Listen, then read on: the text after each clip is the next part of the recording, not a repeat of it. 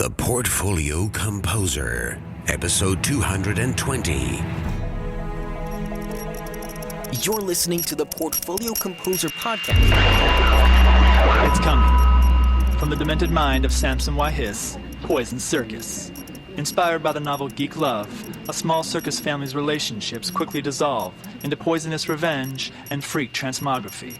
Poison Circus features vocal operatics, spooky organ music, and harrowing circus acts. It runs October 18th and 19th in San Francisco. It's a world premiere. It's toxic. Get tickets at poisoncircus.eventbrite.com. Garrett Hope, where he teaches you what it takes to master the business end of writing music through mindset, marketing, and business skills.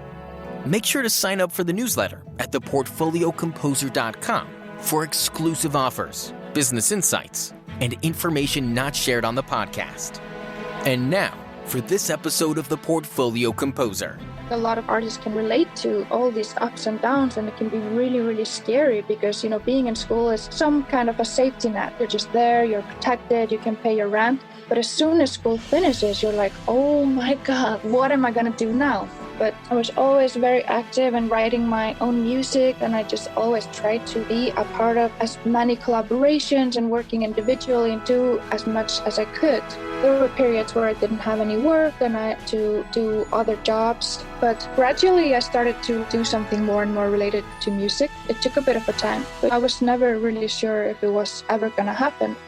This episode is brought to you by Dorico, the music notation software from Steinberg. Just released, Dorico Pro 3 is a major new version with game-changing advances in note input, notation, and engraving.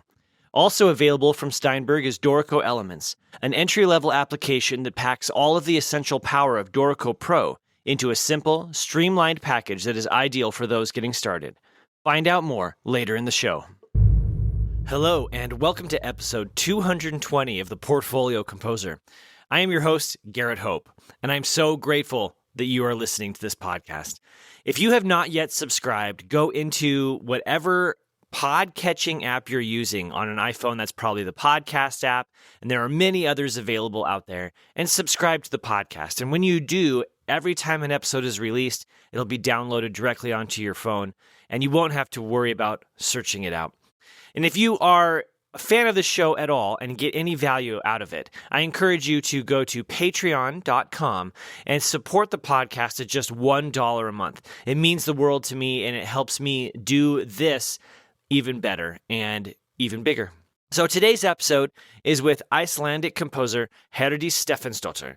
She is a composer of music for multimedia, a songwriter, and an electronic musician. Her compositional endeavors, installations in museums, dance, theater, and a successful electronic music duet she is a part of, are establishing her as an expansive artist. Herdís's first studio film was The Sun Is Also a Star, an MGM and Warner Brothers production. There's lots in here. Enjoy. I actually started out, when I finished high school, I started studying law. So I went to law school, which made absolutely no sense because I was very, very bored and I hated it and I hated everything. And I was very miserable, to say the least. And while I was in my law studies, I started writing music. And I'd always, I'd studied the piano and I'd always been somehow in the arts and in music. But for me, even the thought or idea of working in music or being a composer was just I didn't even know that was possible. Because it was maybe partly my upbringing, or I don't know, something was just I have to do something that is practical. I have to be able to make a living somehow. So yeah, I guess I have to study something that will, give me a job. But during my studies, I started writing music, and I was writing a choir piece. I was writing piano pieces, string quartets, and I was teaching myself music theory. And in the end, I was not studying law at all. I was just spending most of my time in front of the piano. And I remember one time a heavy exam was coming up, and I was 21 years old. And my friend that is an actress, she was studying at the Icelandic Academy of the Arts. And she was like, did you know that it's possible to study composition? And I was like, what? What's that? What's composition? And she's like, yeah, you can actually study in the university, study music theory and study, there are composers there. And I was like, what? So that led me to actually making an application and applying for the classical composition program at the university. And I got in, so I quit my law studies and started studying composition. That's kind of how it all started. Wow. And it was a classical composition program. So it was, it was more about contemporary music and experimenting. But I always, while I was studying there, I started to be interested in working with visuals. And I always, when I'm writing music, it's always been quite a visual process for me. And I started collaborating with the dancers at the school, with actors, and eventually writing for some short films. And then another thing that was kind of out of the blue, and I had no idea you could work as a film composer, but someone told me, and I was like, wow, that sounds really cool that, be able to work on films and be able to, get work that way. So I decided to apply for the master's program at New York University. That is a composition program that has the emphasis on scoring for film. And I got into that, and that's kind of how I started to do film work. Nice. And what has been one of the most surprising things for you as you've journeyed from this, I have to have a practical job that'll make money, to becoming a creative individual for a career? What really surprised you on that journey? I think a lot of people or artists can relate to, it's all these ups and downs, and it can be really, really scary because, being in school is some kind of a safety net because while you're in school, you're just there, you're protected, you can pay your rent. But as soon as school finishes, you're like, oh my God, what am I going to do now? And, I went through that constantly. But during that time when I was studying, I was always very active in writing my own music, and I had a band, and I just always tried to just be a part of many collaborations and working individually and just do as much as I could. And I have to admit that, after I finished school and actually dropped out of school for a while, for 1.5 years, just to try to work. There were periods where I didn't have any work and I had to do other jobs on the side. But gradually I started to always be able to do something more and more related to music until it totally took over. But it took a bit of a time. But, I was never really sure if it was ever going to happen. Yeah. Well, I think you said it right. I think all creative people experience that fear and that doubt. What did it take for you to be able to get to the point where you felt like you didn't have to take the side jobs anymore? I was living in Iceland just after I graduated, and it's very expensive. And I decided to move to Berlin, which is a relatively much cheaper city, it's cheaper rent. And I thought if I'm going to be able to do this, I have to have cheap rent and I have to be able to have a studio. So that was actually a very big step for me because as soon as I moved to Berlin, my expenses were way lower than they were when I was in New York or Iceland. So suddenly I was able to just get by, doing music jobs here and there. And just by being able to do that, I started to be able to get more experience and gradually get more and more jobs because I had the time to do it. Wow, that makes sense. Tell me a little bit more about what you're doing to get these jobs or how you got your first big job. So while I was studying, I did a lot of work with students and student short films. So I'd already gained quite a lot of experience just, in scoring for films. And I did some commercials and I was just, I wasn't scared to just reach out. I was reaching out to production agencies in Iceland, reaching out to directors, sending out emails. And, most of the time you get no reply, but sometimes someone would reply and it would lead to something. And I got my first feature film. It wasn't until last summer that I got my first feature. And that was an independent feature film, a low-budget film that is directed by Hilary Broger. She is a New York-based director. And she had also the chair at Columbia Directors Film Department. And she had heard my music in a couple of student short films. So that's how she heard of me, which is very random. And, you never know what leads to something. So that's how I got my first feature. And my second feature, which is The Sun Is Also a Star, which is, a much bigger scale project that I've ever done before, produced by Warner Brothers and MGM. And that was also kind of a crazy story because then I decided to send a portfolio of my music just as a pitch through my agent. And we're like, yeah, why not? Let's just send your music and see what happens. And we were like, obviously nothing is going to happen because no one knows who you are and you've never scored a feature film before. So that was last spring. So we weren't really expecting to hear from them. We were just thinking, it's always good to send your music and, try to get people to know you. And then after we did that, of course, we didn't hear anything and nothing happened.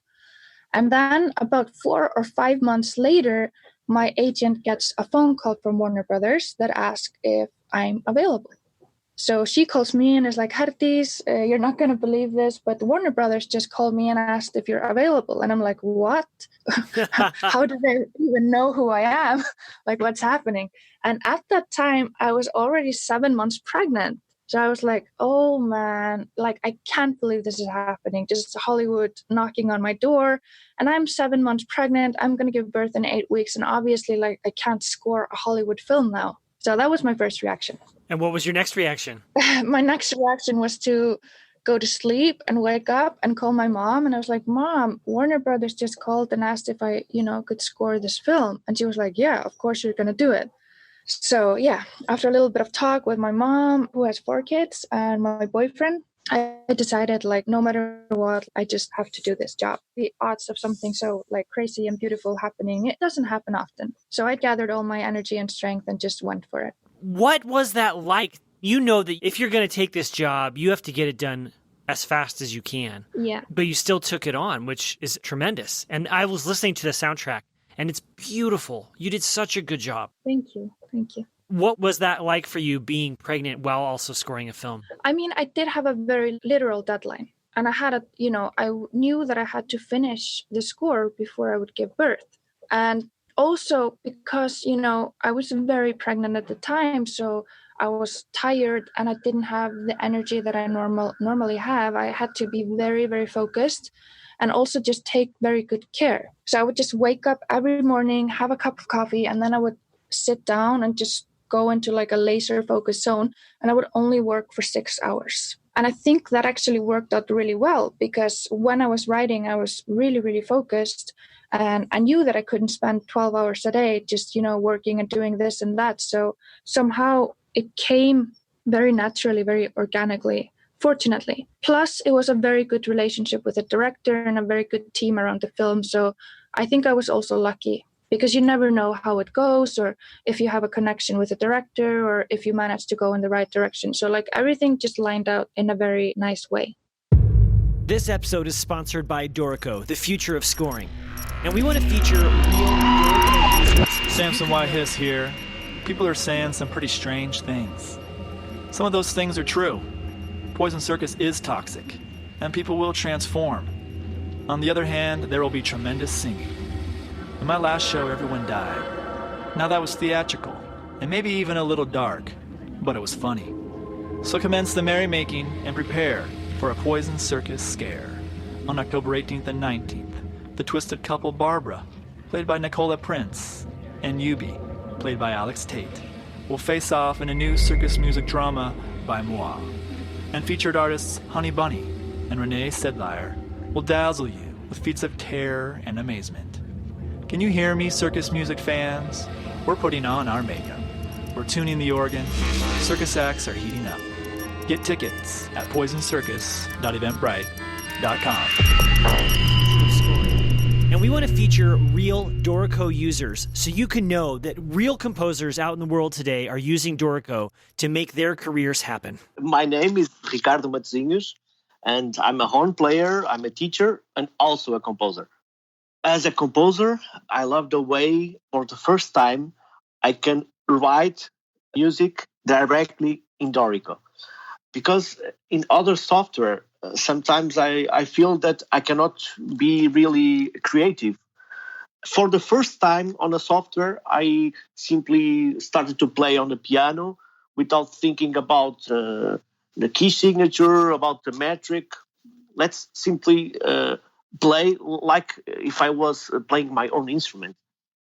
And then, of course, the way you can write the music and then adjust it, like make a specific rhythm longer, shorter, like if you were making notes on a piece of paper. Would you recommend Dorico? Yes, for sure. And There are some people starting to use Dorico in Portugal, most of them because of me. A few months ago, a friend asked me if I was interested in giving some Sibelius presentation. But I told him I don't use Sibelius anymore. I don't use Sibelius. Why? So what are you using? I told him about Dorico. And the Portuguese teachers need to make mandatory trainings every year. So I started to make these Dorico training sessions with teachers, some composers, some are not really composers, they just write exercises for their students. And actually, I convinced the major music publisher in Portugal to adopt Dorico. I really feel that we are just on the surface of this software. In the beginning, if you went to the Facebook Dorico page, there are a few people asking for things, how can I make this or that in Dorico? And there were some people complaining, oh, Dorico isn't able to do this or that. And now those voices are going away and more people are seeing the light of Dorico.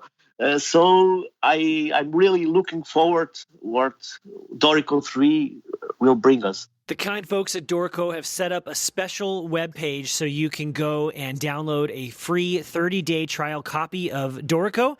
So go and do that. I have been using the program and I'm absolutely in love with it. Go to dorico.com/TPC. Describe to me your process, because you said that you got up and you got laser focused. Yeah. How did you get laser focused? That's a question I think a lot of creatives have. They want to be productive, but it's hard to get your mental space there. Yeah, I mean, my weakness is that I'm like a horrible procrastinator. It's like I wait until like, it's getting so bad and I'm crumbling and I just crawl underneath the piano and cry. But like I knew that I couldn't do that at the time because there was also just something more important. I had my baby growing inside of me and I didn't have time for any bullshit or any kind of, normally you can go into all this, thinking about stuff that doesn't matter, but I was just like, I couldn't allow myself to get there. I also just find that the only way for me when I'm writing music is that I have to get into this very focused zone. And I guess for me, somehow it's like almost like a state of meditation. And normally when I get into my work zone, I don't take breaks. I don't look at my phone and I don't eat. And it's not a good thing, you have to eat. But it's just like if I take breaks, somehow I snap out of the zone. So in my creative process, I would say like I never write for more than honestly 4 or 5 hours a day. That's a maximum that I spend on just the creative part. And are you a morning creative person or an evening creative person? Totally morning. But sometimes I have like a peak between like 2 and 3. Like after being writing for like 3 hours and start around 10. So yeah, definitely a day person. And do you have any specific routines that you like to do when you wake up before you start your work? Yes, I like to have at least 2 cups of coffee and read the news. And you do that every day as part of your getting ready to show up in the studio? Yeah, it's also a part of my procrastination because sometimes I take 1 or 2 hours for breakfast. And by the end of the breakfast, I'm starting to feel very, very guilty. Even 3 hours sometimes on a bad day, that's the procrastination. But I love breakfast. It's my favorite part of the day. Me too. Yes, I love it. Okay. So what has changed for you now that you've had your baby? I have a child, so I've been through the whole newborn thing. Yeah. And everything's different. So how are you able to get into your work zone and be productive now with the child? I haven't taken any big jobs since I gave birth. She's now 6 months old. So right now I'm just focusing on writing my record. Mm-hmm. And that's very flexible because then I can just do it whenever I feel like it. There's no one that is putting pressure on me. So I'll be interested to see like how it's going to be when I start, working for someone else. But so far it's been, it's actually been it was very good to take a few months off writing no music. I felt kind of refreshed when I started. Yeah. So I interviewed a composer many years ago for the podcast who has been tremendously successful. Let's just say that. Yeah. And she in her life chose to not have children. And she's of a different generation. And she felt that in order for her to reach what she wanted to do, she wasn't able to do that. I'm not a woman, so I can't speak to this directly, but it seems to me that is a big concern for a lot of professional women, especially composers, because you have this productivity time that you just described. And when you're caring for another human being, you just can't do both at the same time. So what would you say to other women who are considering having children or wondering what it's like to build a career? I would say if you have a partner, it's of course different if you are a single mother, but if you have a partner, it's a job for two people, and two people can do it together if you share the time. Yeah. And if you have that support, like it shouldn't be any different for a man having a baby than a woman. It's 2019. So I think that's very important. My boyfriend is also a composer, and we will just manage it this way that we will, it's of course it's a sacrifice, and you need to take time, to give the other your partner space to do their thing. But I think it's just, it's a balance. And if you're able to support each other and do it together, having a child, of course it's difficult, and it's maybe, it's also like about finances and if you can afford it and all that stuff. But I don't think it should stop anyone from being creative or doing your thing. For example, the director of The Sun Is Also a Star, she has a 2.5-year-old son. So I think it's a different landscape as well. Yeah. I was, surprised that Warner Brothers hired me when I was 7 months pregnant. And I feel just like in Hollywood, just the past 3-4 years, it's not the same world. It's definitely a better time for the ladies that is coming up. Well, I think you're right. I think that you can have the career you want to have and have the family life you want to have. There's no reason that's not possible. Absolutely. Yeah. So tell me a little bit more about the film, The Sun Is Also a Star. What's that about? It's a romantic film about a young couple that falls in love in New York City, based on a novel. And yeah, it's a love story.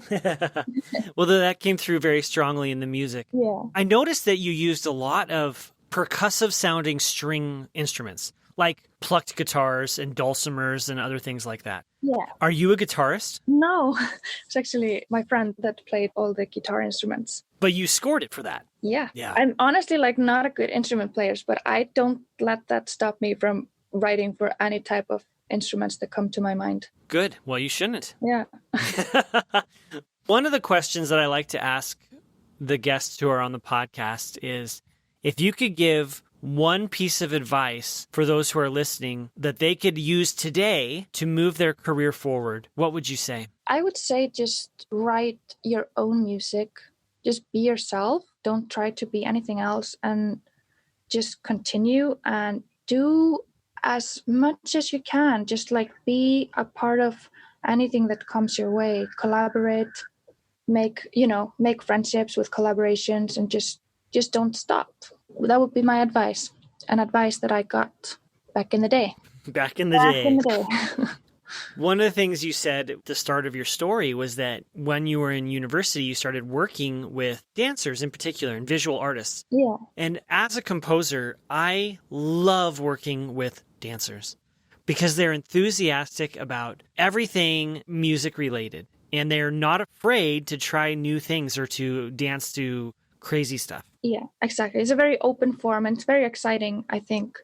It's a very exciting collaboration for composers. For example, because film is a much more, it's a much narrower form or a narrower frame that you're working within versus when you're working with dancers. Mm-hmm. Tell me a story about one of your collaborations. In dance? Sure. I did this, we were a group of ladies when we were in the Icelandic Academy of the Arts. We were 3 dancers, 1 composer, and 1 designer. And we formed this group, a performance group that was supposed to kind of challenge female taboos or something that is, a taboo for women to talk about. And it was fun because I didn't only do the music, but I ended up also participating in the performance and being a part of writing and creating the piece. So that was very interesting for me because I hadn't done that before. I'd only been a part of the music part. Mm-hmm. What did you learn through that experience? I learned a lot. I actually we formed a choir. Really? It was only women, and I wrote a piece, and the choir was actually a topless choir. It was something that came a year before the Free the Nipple movement, except for that we failed to go viral. Well, interesting. I think it's the first female topless choir to perform in Iceland. And is it still going? No, it's not still going. It's a few years ago. Oh, interesting. Well, thank you so much for being on the podcast today. I really appreciate your time, and Your music is wonderful. Thank you so much for your time and interviewing me. It was fun. This episode of the Portfolio Composer has been supported by Dorico, the music notation software from Steinberg. Whether you're a composer or... Will I be performing at my own show? You bet your banana. Freak Out! Poison Circus, a musical tale of transmography is coming, October 18th and 19th. It was inspired by the novel Geek Love. It's a world premiere, it's toxic, miss it, and you'll feel short of foot for a year. Get tickets at poisoncircus.eventbrite.com. A teacher or student, working in music engraving and publishing, or working in producing music for media such as film, TV, and games, Dorico is the tool for you. Dorico comes in two versions, Dorico Pro for professionals and Dorico Elements, providing the perfect introduction to the world of scoring. Whichever version you choose, you'll be using software packed full of smart features that produces beautiful results completely automatically, allowing you to get music on the stand more quickly than with any other software. You can bring music into Dorico from your existing software using Music XML or MIDI, and you can try Dorico out completely free of charge for 30 days by downloading a trial version from dorico.com/TPC. Try it today.